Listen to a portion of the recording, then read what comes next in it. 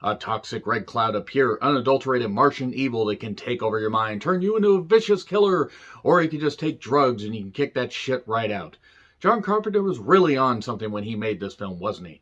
I'm John Renton with the Retro Review of John Carpenter's Ghosts of Mars, written, directed, and composed by John Carpenter, the director of Halloween, and many other films that still hold up to this day. They Live, in particular, was really goddamn entertaining and something I should retro review at some point. But yes, Ghosts of Mars. It came out in 2001, stars Ice Cube, Natasha Henstridge, I would, and you would too, and Clea Duvall, Pam Grier, and Jason Statham with hair. I don't know why that threw me off, probably because I got so goddamn used to him being bald. But yes, it's set on Mars in the year 2176, and Ice Cube is a prisoner named Desolation Williams. That's his actual name in the movie, and Natasha Henstridge, Pam Grier, Clea Duvall, Jason Statham, and a few others are charged with getting him from this outpost on Mars and bringing him to a crisis, and that is Chyrse.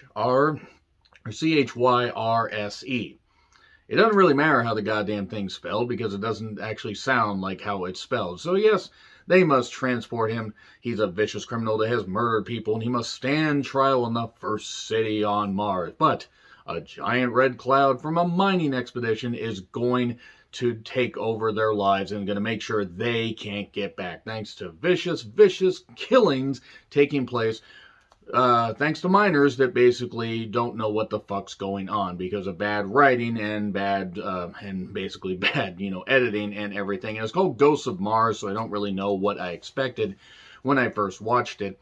And even John Carpenter was quoted in an interview, I think many years ago, saying, it's called Ghosts of Mars. What did people expect? Now, that's fair. The thing about this movie is, though, it's not any good at all. Taken as it is, you can find a little bit of entertainment. I mean, when in doubt, blow shit up. And then when that doesn't work, blow more shit up. And then when that doesn't work, shoot the shit and then blow it up again. That's pretty much what happens in the last half of this movie. And also there is a writing credit for Larry Sulkus, who was uncredited for writing the 1995 version of Village of the Damned. Yeah, I wouldn't want to be credited writing that movie either. There's also a character named Big Daddy Mars.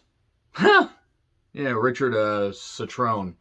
And I was afraid I was going to say Patron, but no, we're not on that. They didn't drink that much stuff on set, I don't think.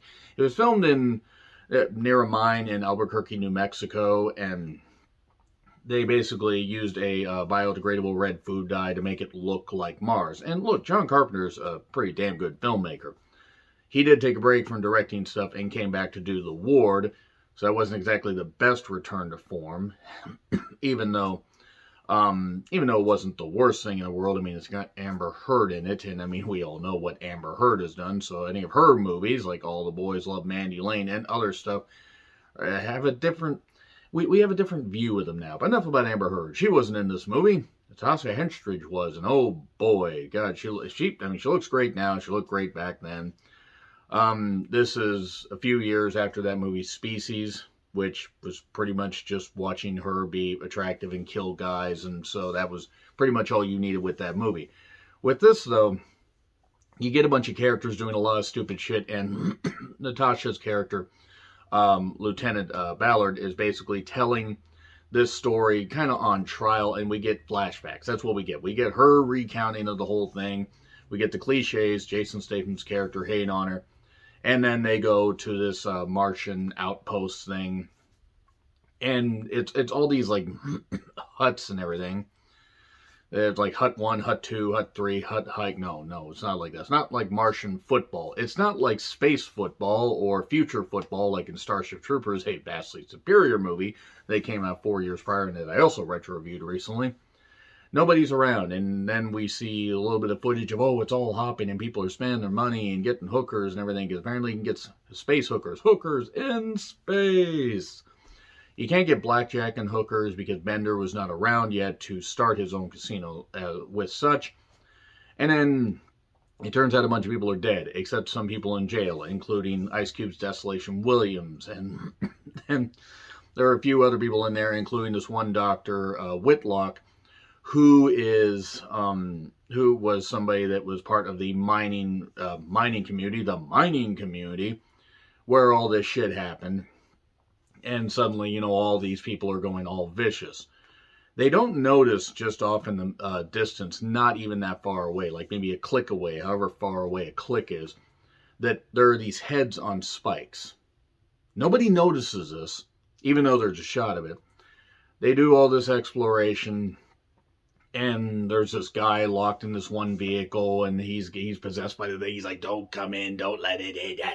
He does that to himself, and finishes himself off. Basically, the idea is as these people keep exploring, these cops keep exploring, they keep trying to find out information from the prisoners.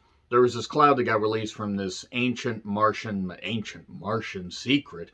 It's this weird tunnel that they open this door of, and like idiots, they decide to do this, and then this cloud comes out, and this cloud basically is, it's these microbes and everything they can take over, and it's Mars's defense of basically saying, no, nobody can come to our planet, or otherwise we're going to poison them and make them kill and make them dress up like a bastardization of the Crow character. That's the main character, Big Daddy Mars, and then there's other people with makeup and everything. It's a good thing they had all this makeup there on Mars, and they insert all this metal that they happen to have up there into them, and they were all bloody and cut and all this stuff, or they would kill people that didn't get turned, and yeah, it wasn't very good. It wasn't very good at all. In fact, it gets more and more ridiculous because once they find out that the people around them, if they're possessed, if they kill them, this thing will pop out and will pop into one of them. Naturally, they decide to kill the people, and then the thing just pops out and pops into one of them. What? How could we have seen this possibly coming? Basically, as I pour over my notes a little bit, as they find this information out and everything, the way we see through the Martian's eyes, or the possessed eyes, is this weird hue. It's almost like they're looking through a virtual boy, which, oh boy, we don't need that again. And Ballard basically tells a story, and then we see a scene pick up from a different perspective, which, okay, that's fine, except 20% of this movie is made from recycled parts, and also it's all told in flashbacks. Should have been flashbacks to the ghosts of Mars, except that wouldn't have been necessarily as catchy. It turns out that there are these three guys that were in this the mining shed that, oh wait, they seem like they don't have weapons, except they actually do have weapons, because they were there to get Desolation Williams' character. They were there to help Ice Cube, and then they instantly got taken over, and they did a giant gunfight because they're all waiting for a train to come along that took the cops to that outpost originally. And they're all shooting and everything, and they're just blowing shit up and destroying stuff. And then the Big Daddy Mars guy's like, whoa, nobody makes any sense. They weren't speaking a Martian language. They were just shouting, letting it all out. So they were blowing up models. There were a lot of model buildings getting blown up in this. And I'm not saying they should have actually built buildings and blew them up, but they could have filmed it a little bit better. I know it was 2001, but come on. It was like watching a Godzilla movie on Mars. So yeah, they just destroy everybody. Just boom, boom, boom, boom. They kill a bunch of them, yet shockingly, and they throw metal blades, by the way, the Martians do, like they have they have Mega Man's Metal Man power. Try saying that even once properly. And everybody just keeps killing. You would think that an army of people, being shot down, that would be enough. Nope, there's an endless supply of extras with bad makeup on.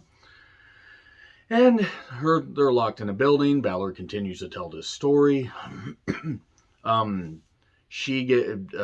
gets locked in, or gets the creature locked in her, but she had this little particular, necklace that had, in the secret compartment, I fill with a super proton energy pill. And actually it's some kind of drug or some kind of acid, but it kicks the thing out and she throws it up.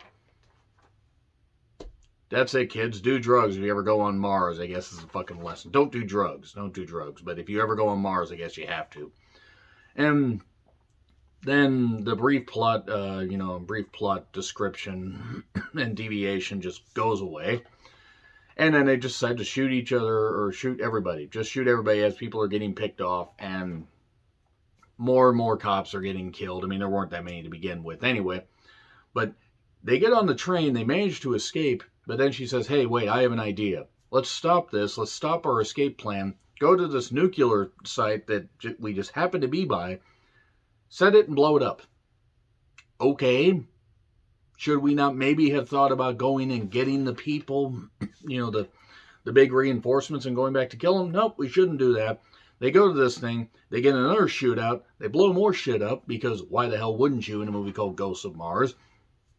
And this Whitlaw character, the doctor that was part of the mining thing, gets taken over. But the stuff ends up blowing up anyway. The only people left are Ballard and Williams. They're on the train, and then he's sewn up her leg and everything, taking care of her, because they finally form this bond. Cop and criminal coming together. Hooray! And then he handcuffs her to the thing, and she falls asleep. And he escapes. And then she's giving her testimony. And then she's resting. And then suddenly the red cloud has come to Crisis. And then Ice Cube shows up with brand new silver guns to hint at a possible sequel. I don't know if they ever did a Ghost of Mars 2, Electric Mars Boogaloo. I really hope they didn't. Since I never heard about it, I really don't think they did. And they get the guns and they're like, okay, let's just kill more bad guys. Hooray! And that's it.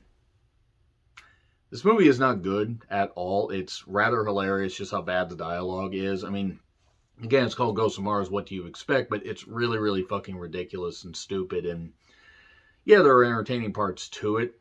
But this movie really was just one of the goofiest that there was in like the 2000s. And like it has that feel of late 90s, early 2000s action where they're just like, let's just chuck some actors in there and a stupid premise and let's see if we can make a few bucks. I mean, you can say the same thing about it now, but at least some studios tend to be a little smarter. Yeah, Ghost of Mars, not all that good. Agree, disagree with what I said? Like, share, subscribe, Twitter handle in the description. I'm John Rickland. I'll see you soon.